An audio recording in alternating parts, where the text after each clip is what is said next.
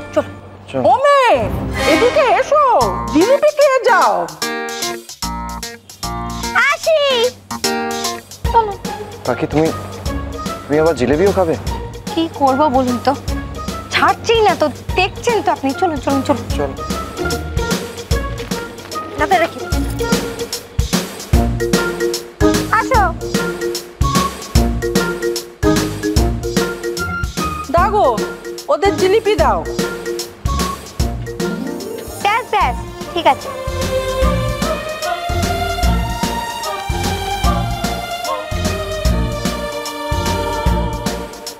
চলো।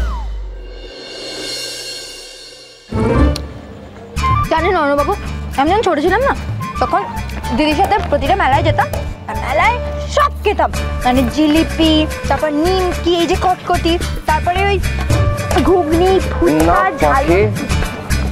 I feel এখন থেকে তুমি আমাকে রাক্ষস বলো না, কারণ রাক্ষসের মতন তো তুমি খাও।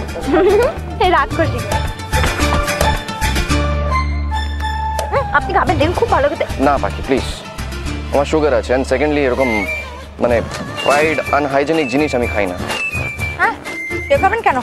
এমনিতে তো আপনি মাথা ভাজা খেতে খুব ভালোবাসেন, সেটা তো মেলায় পাওয়া যাচ্ছে না মনে হচ্ছে। হোয়াট? মাথা ভাজা, আমার ভেজা ফ্রাই। Short up. ওমি, এদিকে এসো, ঘুগনিটা খেয়ে দেখো। টক দিয়ে কি ভালো বানিয়েছে। আবার? হ্যাঁ, এসো। দাদা একটু টক বেশি করে দেবে।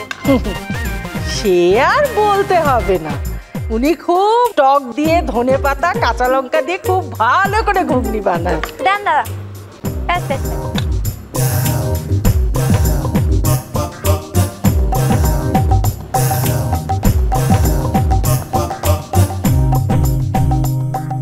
ও ছেলে, তুমি দাঁড়িয়ে আছো কেন? নিজের হাতে স্ত্রীকে ঘুগনি খাওয়াও। এই দেখো লজ্জা পাচ্ছে, আরে খাইয়ে দাও।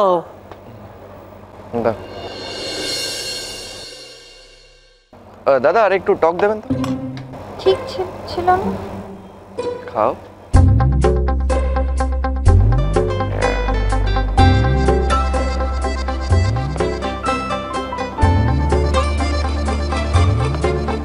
দেখেছো দেখেছো, স্বামীর হাতে খাবার মজাই আলাদা।